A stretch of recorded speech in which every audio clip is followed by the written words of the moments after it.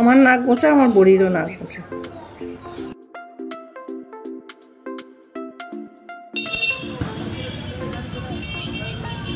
Good morning everyone, চলে এসেছি অনেক দিন পরে তোমাদের সাথে আরও একটা রবিবার শেয়ার করব বলে। সকালবেলা উঠে ব্রাশ করতে করতে ছাদে এসে দেখি অনেকগুলো মরু গোলাপ ফুটেছে। গত বছর এই গাছটা আমাকে 2টো ফুল দিয়েছিল, তারপরে ডালপালা ছেড়ে নিজের পরিধি বিস্তার করে এবছর বেশ কয়েকটা ফুল আর কুঁড়ির দেখা পেয়েছি। ইচ্ছা আছে এবছর কাটিং করে বংশ বিস্তারও করাবো। বড়ির সব থেকে গুরুত্বপূর্ণ স্টেপ হচ্ছে এইটা, ফ্যাটানোটা। এই ফ্যাটানোটা যদি ঠিকঠাক হয় তাহলেই বড়ি সুন্দর হয়, আর এই ফ্যাটানোটা যদি ঠিক না হয় তাহলে বড়ি শক্ত হয়ে যায়।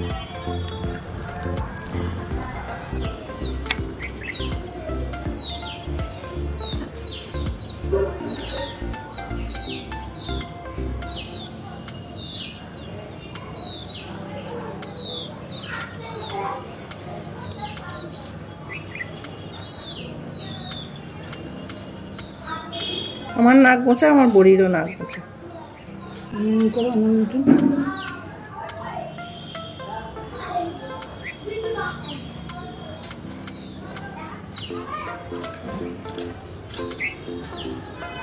ঝুলের মধ্যে চলে গেলে নাক মোচারিয়ে নিচ্ছে। শুধু মুখের জোর থাকলেই হয় না, কবজিরও জোর থাকতে হয়। এখনকার মেয়েদের শুধু মুখের জোর, কবজির জোরের বেলায় নেই। অনেক দিনের শখ আজকে পূরণ করলাম। আমাদের যদি ভালো লাগে এসে খেয়ে যেতে পারো।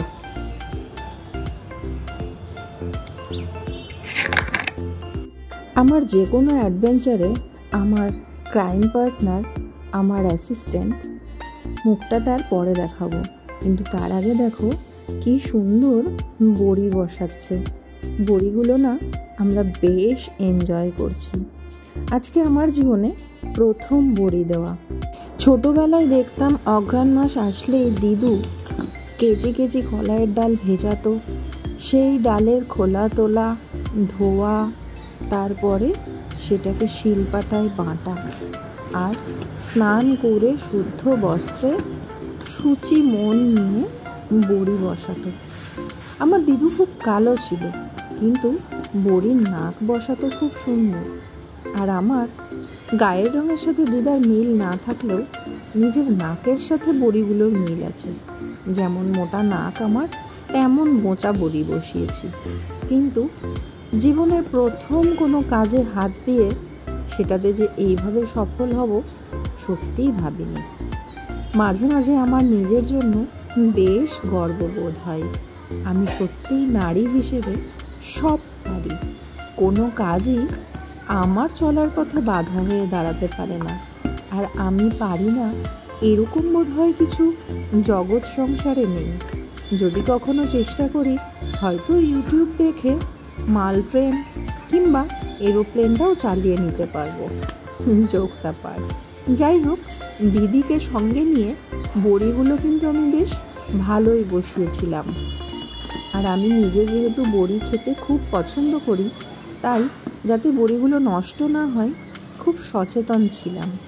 চেষ্টা করেছি, কতটা পেরেছি মনের মতো বানাতে জানি না, তবে প্রথম দিনে যতটা আশা করেছিলাম তার থেকে অনেকটাই ভালো করতে পেরেছি বলে মনে হয়েছিল। আধুনিক প্রযুক্তি ব্যবহার করেছিলাম বলে আমাকে খুব একটা কসরত করতে হয়নি। ডালগুলো মিক্সিতে পেস্ট করেছিলাম, কিন্তু জলের পরিমাণটা খুব বুঝে দিয়েছিলাম। আর যেহেতু পাকা চাল কুমড়ো পাওয়া যায়নি, একটু আদা আর একটু পেঁপে দিয়েছিলাম, আর কিছু কালো জিরে। কিন্তু বিশ্বাস করো, খেতে সত্যিই খুব ভালো হয়েছিল। পাখিগুলো আজকে খুব রেগে আছে, দেখো কীভাবে ঝগড়া করছে। এতটা দেওয়া হলো, একটা ভাগে যতটা আলাদা করে নেওয়া হয়েছিল ততটা দেওয়া হলো, এখনো এতটা রয়েছে। আর এই হচ্ছে শুভ, আমার ক্রাইম পার্টনার। মানে ও শুধু আমার সাবঅর্ডিনেট স্টাফ নয়, যা কিছু যখন বলি যে শুভ এটা করতে হবে, এক পায়ে খাড়া। হ্যাঁ দিদি বলো কবে করবা। তো যাই হোক, আজকের এই ভেঞ্চারেও আমি আর শুভ,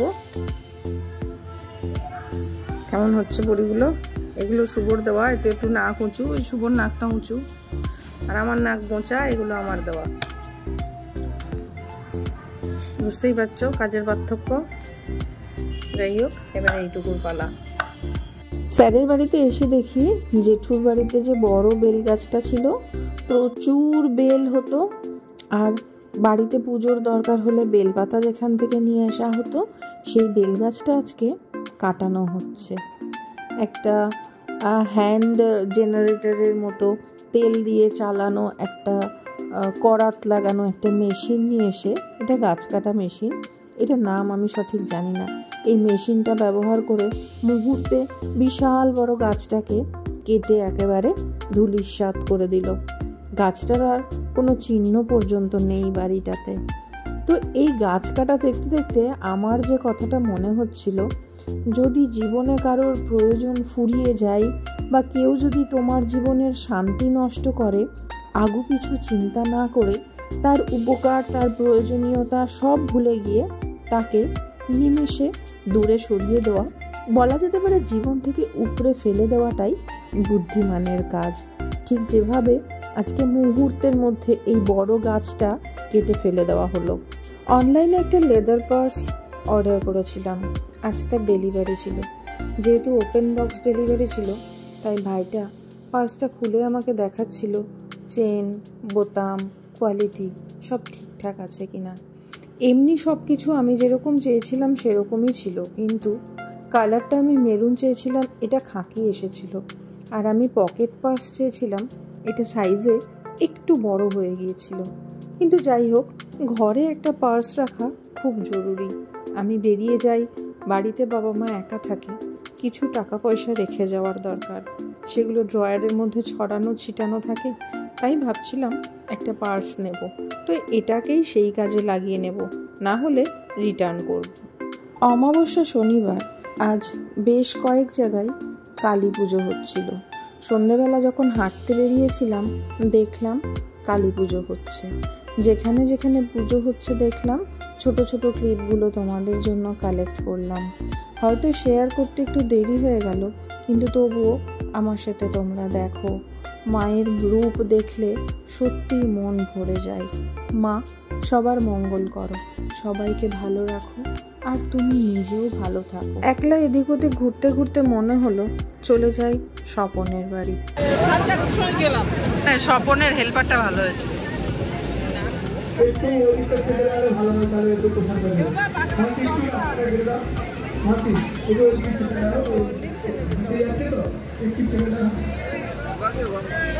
স্বপনের বাড়িতে এসে দেখি স্বপনদের বাড়ির সামনের মাঠে চলছে অন্ন মহোৎসব।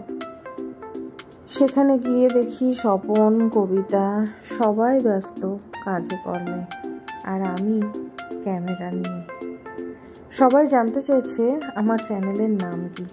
খুব বড় জায়গায় হয়তো এখনো পৌঁছাতে পারিনি, কিন্তু যখন সবাই উৎসাহ ভরে জিজ্ঞেস করে, ডাকে বা চিনতে পারে না, বেশ ভালো লাগে। তো যাই হোক, দেখো এখানে সবাই গ্রহণ করছে খিচুড়ি প্রসাদ, আর আমি এখানে ভিডিও করছি। ছেলেপিলে বলছে ইউটিউবার, তাই ওদেরকেও একটু বাবা সোয়াগ দেখো। যাই হোক, ওদেরকেও একটু মজা দিয়ে দিলাম।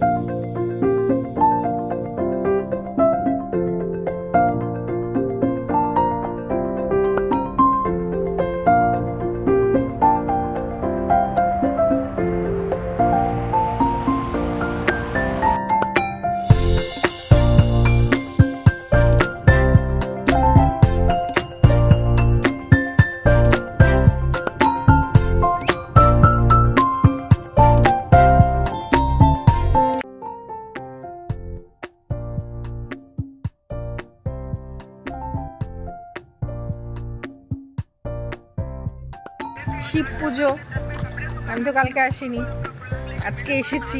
আবার এই যে কোটো কাটা গুছিয়ে নিয়ে এখন আবার ছাদা বেঁধে নিয়ে বাড়ি যাব, তার ব্যবস্থা করছি। ফোন করলি না আমাকে? তা তো একটু ব্যস্ত, এই সময় তো আমি একটু ব্যস্ত থাকি, তাই না? তুই ফোন করতে হচ্ছিস, পিসি ফাংশন হচ্ছে চলে আসো, আমি নাচতে নাচতে চলে আসতাম।